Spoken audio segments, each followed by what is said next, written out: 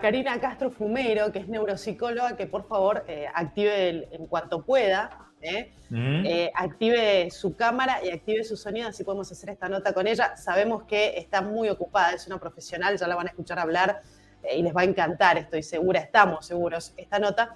Y mientras tanto, sí, ¿cómo haces para contribuir al medio ambiente? Viste que a veces se nos olvida, por ejemplo, que nosotros abrimos una canilla. Y no estoy hablando de toda la Argentina, eso se nos olvida, que abrimos una canilla y tenemos agua caliente, que abrimos una canilla y tenemos agua fría, y a veces la dejamos correr de más, y porque estamos lavando un plato y nos da pereza cerrar la canilla, y hay gente en distintos puntos que no puede hacerlo. Sí, Ale.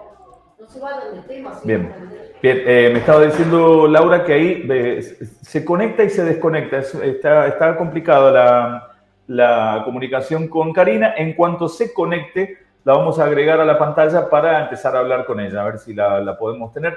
Tiene que ver con un desafío nuevo de TikTok, tiene que ver con una nueva modalidad, una nueva moda que tienen los chicos. No la vemos conectada, seguimos esperando allí. Tiene que ver con una moda de estas redes sociales que algunas veces puede ser simpático y otras veces puede ser problemático. Bueno, viste Ale, sí, que en TikTok, sobre todo en TikTok, esto ha pasado mucho en los adolescentes, se puso de moda esto de los retos, o sí, challenge, como se le llama. Entonces, vos, ¿qué hacemos? Hacemos un challenge y todos bailamos la misma canción y a ver quién es más divertido para bailarla, pero también está pasando mucho en el país y está pasando en otras partes del mundo el reto de hacer cosas que te hacen como ganar puntos y ser más popular dentro de esta red. Claro. ¿No?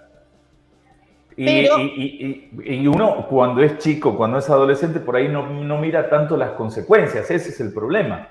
Sin duda que ese es el problema. Vitu, ahí la tenemos, la vamos a sumar, se vuelve a desconectar. Hay un problema, no sé qué es lo que está pasando, pero en cuanto esté, vamos a hacer un separadorcito, Vitu, y si te parece vamos a repasar un par de cositas más. Apenas esté conectada la vamos a sumar. ¿Te parece? Vamos, dale. Vamos con eso. Hasta las 14, El Interactivo. Bien. Ahí la vemos. Ahí la vemos. La sumamos entonces. Ahí está. La sumamos a Karina, Karina Castro Fumero. Como habéis visto, ahí está. ¿Nos estás escuchando bien, Karina? Sí, los veo, lo escucho perfecto. Hola, ¿cómo están? ¿Cómo estás? ¿Cómo está, Karina? Un placer realmente tenerla a usted, poder charlar con usted acerca de algo que nos ha preocupado muchísimo. Vamos a recordar que usted es neuropsicóloga y pediatra y hay un nuevo reto de TikTok que nos ha asustado y queríamos charlar con usted al respecto. Este reto de desaparecer por 48 horas. Sí, efectivamente, es uno de los retos que está ahora de moda. Ese y el de clonazepam son los que más se están extendiendo ahora en América. Este desaparecer de 48 horas es terrible porque lo que invita a los niños, a los preadolescentes y adolescentes es el que desaparece por 48 horas sin dejar absolutamente ningún rastro, y logra que la familia emita una ficha de búsqueda, ¿verdad? O que salgan en noticias, ganan más puntos. ¿Cuál es el objetivo? Tener mayor cantidad de visualizaciones o mayor cantidad de personas que comparten esta búsqueda, digamos, gana o tiene más puntos. Entonces, claramente son retos que ponen en alarma no solo a la familia, ¿verdad? Los amigos, sino que también pues a nivel social, y que los niños tienen que básicamente esconderse de todo el mundo porque nadie puede saber a dónde están por 48 horas. Claro, algo peligrosísimo porque estamos hablando de preadolescentes en muchos casos, de chicos que no llegan a los 14 años y que estén fuera de casa pasando hambre, frío o encontrándose con desconocidos, es algo que nos pone muy en alerta. No sabía lo del reto del clonazepam y creo que me asusta aún más lo que me dijo, doctora. Claro, ese es un reto que los invita a tomar clonazepam y darse cuenta, a ver quién se duerme más tarde, quién se duerme de último, ¿verdad? O sea, quién aguanta más tiempo despierto, siendo obviamente un inhibidor del sistema nervioso que nos relaja, que nos relaja muscularmente y que disminuye los niveles de estrés, ansiedad, entre otros, obviamente nos invita a dormir, a relajarnos tanto que caemos dormidos. Ahora, las sobredosis es las que están llevando a muertes, ¿verdad? Y eso también es algo que vemos. Ahora, en algunos países es mucho más fácil conseguirlo que en otros. Sin embargo, el de 48 horas es accesible a todo el mundo, ¿verdad? Y eso obviamente nos invita también a pensar en la cantidad de temores, o la cantidad de riesgos y la ausencia de temor que tienen estos niños cuando se exponen a esconderse por 48 horas, uno no sabe dónde. Karina, ¿cómo estás? Un gusto. Alejandro habla. La pregunta que me hago, así como muchas otras redes sociales tienen sus cotos, ¿no? Tienen sus restricciones, evidentemente acá estas otras redes sociales no alcanzan a poner un freno. ¿Qué hacemos nosotros como adultos para poder despertar cierto tipo de conciencia en nuestros chicos? Que nos hagan caso, que nos escuchen a nosotros antes de escuchar a una red social o un reto que los puede llevar a quién sabe qué. ¿Cómo hacemos? ¿Cómo rompemos esa pared? Es una pregunta difícil porque tenemos que entender que en la preadolescencia y adolescencia el cerebro funciona distinto y tiene necesidades distintas. Entonces estos retos son altamente atractivos.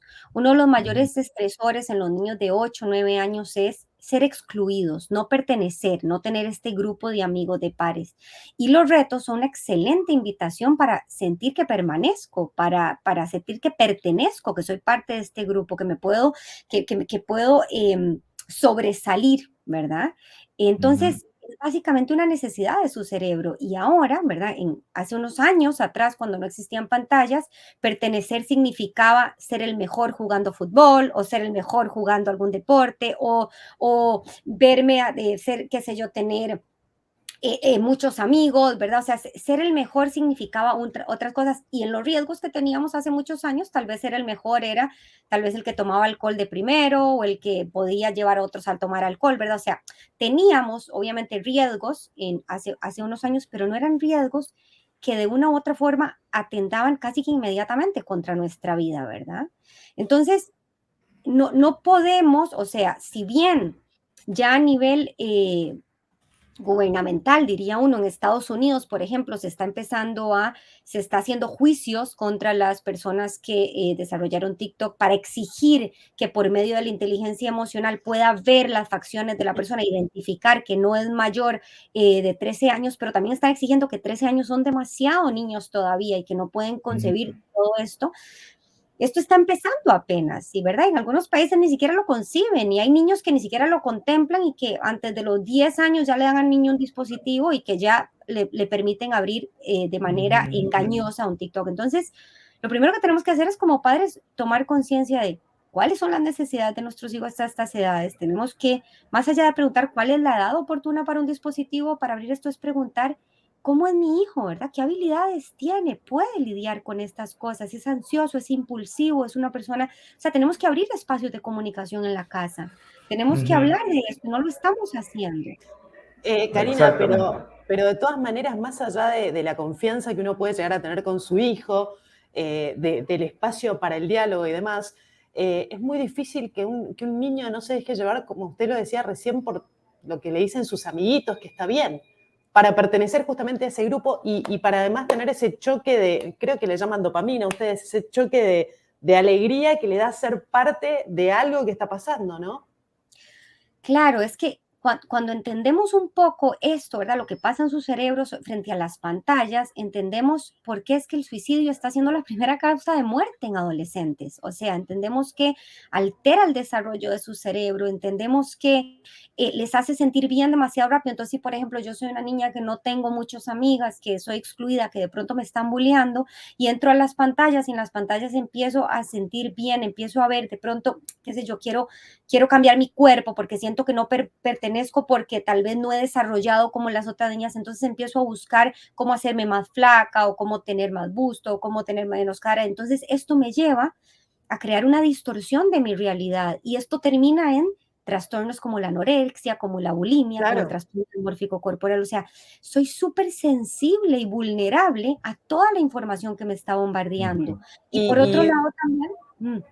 No, doctora, que justo con respecto a lo que está diciendo del cuerpo, hay otro desafío que se está hablando mucho en TikTok, que es que las personas están consumiendo remedios para diabéticos cuando no tienen la enfermedad para controlar sus niveles de insulina y adelgazar.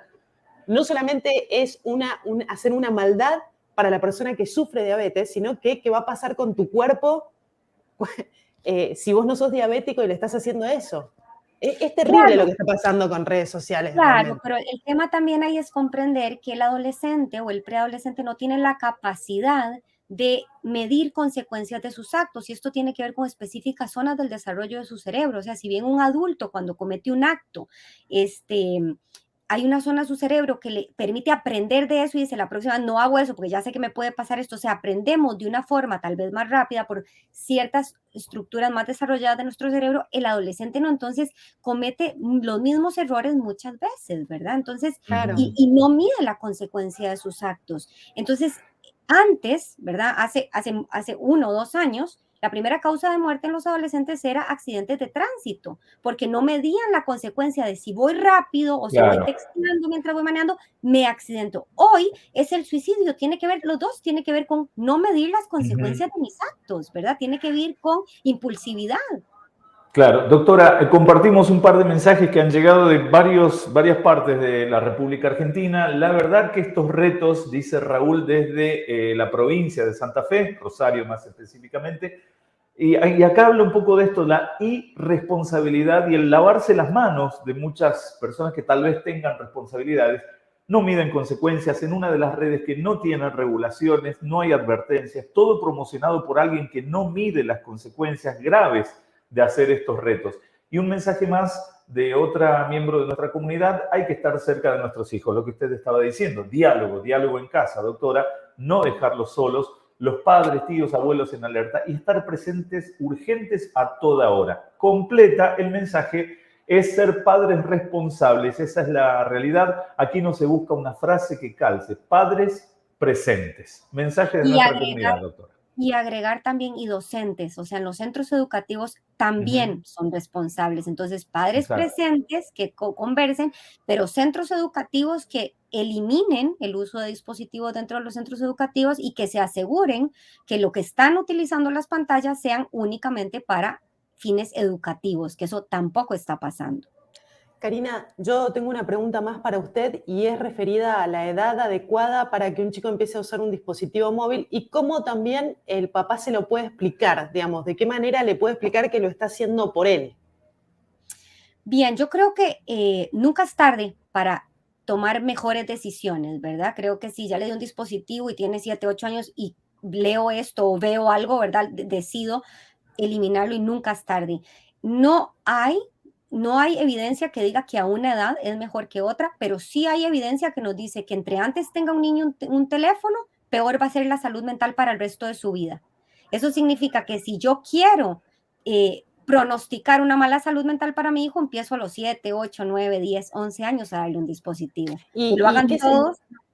¿Y a qué se refiere? Porque, por ejemplo, le voy a dar un ejemplo, los que tenemos 40 años, 30 y pico, 40 años, muchos de nosotros ya sufrimos ansiedad, ataques de pánico, periodos depresivos, si ya no tenemos una buena higiene mental. Entonces, ¿qué va a pasar con estos chicos y no tuvimos acceso a esto? A eso me refería, porque no existía.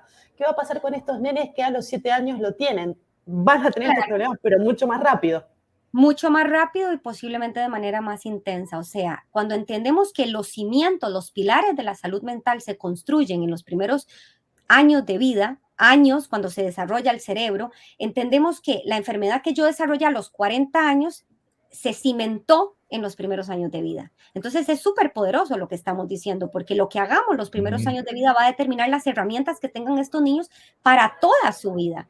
Claramente vamos a tener un aumento significativo de todas las enfermedades mentales que estamos viendo, un aumento significativo de suicidio, y ya estamos llamando en algunos países a crisis, una alerta nacional en la salud mental que están viviendo niños y adolescentes, ¿verdad? En Estados Unidos hace poco hicieron un llamado. Entonces, depende de nosotros, no depende de lo que haga la aplicación, no depende de si se hace un juicio o no contra TikTok, no depende de si eliminan una aplicación o no, depende de lo que nosotros elegimos hoy hacer en casa, como será la salud mental de nuestros hijos para el resto de la vida. Ha sido súper didáctico charlar con usted y súper claro, así que le agradecemos muchísimo este contacto. Karina, muchas gracias. Muchas gracias a ustedes, que estén muy bien. Gracias, doctora.